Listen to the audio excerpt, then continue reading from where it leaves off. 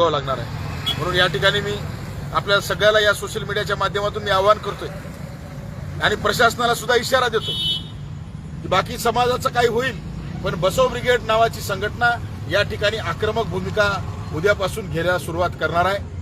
मी या ठिकाणी आपल्या सोशल मीडियाच्या माध्यमातून प्रशासनाला सांगू इच्छितोय की या ठिकाणी आमचा अंत अजून बघू नका, कारण आम्ही शांततेमध्ये लोकशाही मार्गाने बसलेलो आहोत आणि जर तुम्हाला आमचं काही दखलच घ्यायची नसेल, या ठिकाणचा तहसीलदार काय नाव ते बदमाश, काय गोरे नावाचा बदमाश 2 दिवस सुट्ट्या टाकून पळून गेलेला आहे।